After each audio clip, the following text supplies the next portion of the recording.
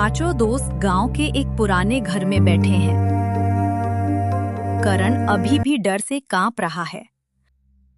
अचानक मीरा अपनी आंखें बंद कर लेती है। मीरा, वो यहाँ है। सब उसकी तरफ देखते हैं। मयूर, कौन? मीरा धीरे धीरे खिड़की की तरफ इशारा करती है। वहां सफेद साड़ी पहनी एक औरत खड़ी है। उसका चेहरा दिखाई नहीं दे रहा। पल्लवी खिड़की की तरफ दौड़ती है, लेकिन वहां कोई नहीं है।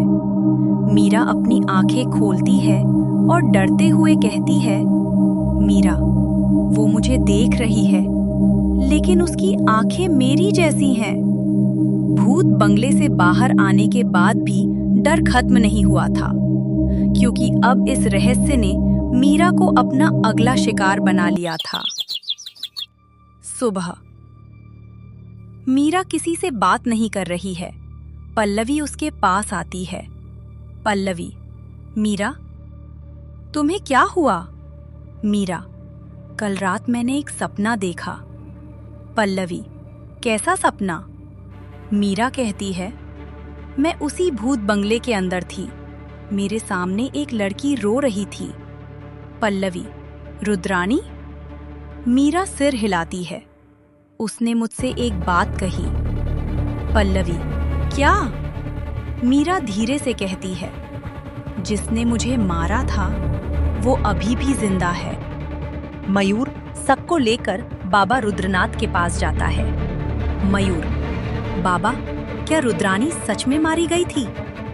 बाबा कुछ पल चुप रहता है। बाबा, हाँ। सब चौंक जाते हैं।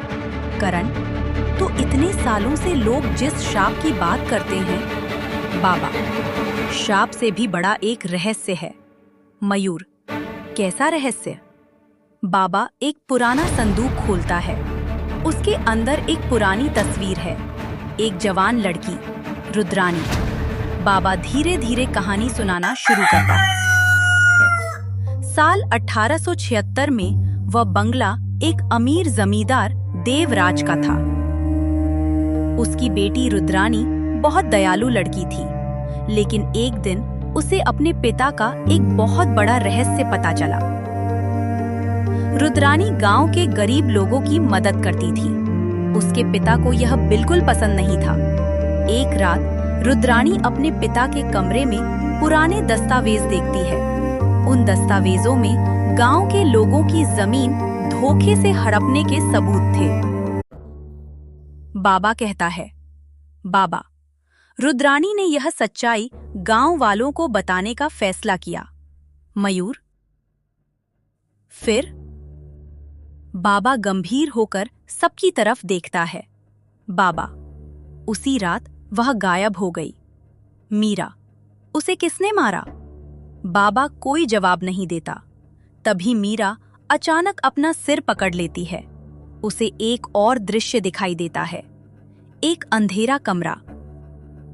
रुद्रानी किसी से कह रही है, रुद्रानी, तुम मुझे मार सकते हो, लेकिन सच्चाई को नहीं मार सकते। मीरा आंखें खोलती है। मीरा, उसे मारने वाला उसके बहुत करीब था। मयूर पल्लवी के साथ अकेले बात करता है। मयूर, तुम डर रही हो? पल्लवी, हाँ। मयूर, जब तक हम सच्चाई नहीं ढूंढ लेते, मैं तुम्हारे साथ रहूंगा। पल्लवी मुस्कुराती है। पल्लवी, तुम हमेशा ऐसे ही मेरे साथ रहोगे? मयूर उसकी तरफ देखता है। मयूर, अगर तुम चाहो तो पूरी जिंदगी। पल्लवी शर्माकर मुस्कुराती है। तभी उनके पीछे पेड़ पर 5 का निशान दिखाई देता है। करण को गांव के एक पुराने घर में एक डायरी मिलती है। वह सबको बुलाता है। डायरी के पहले पन्ने पर लिखा है, रुद्रानी के आखिरी दिन। करण,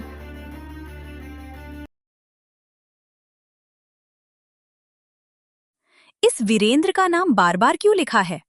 बाबा डायरी देखते ही घबरा जाता है। मयूर, बाबा?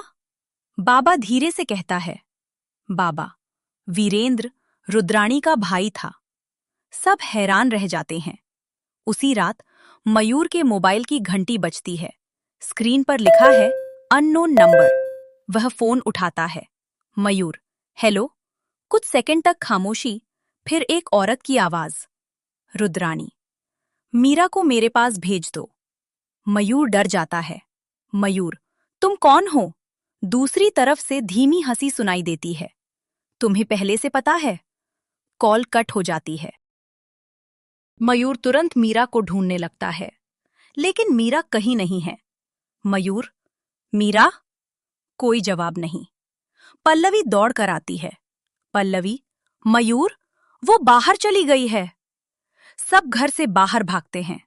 दूर मीरा धीरे धीरे भूत बंगले की तरफ जा रही है।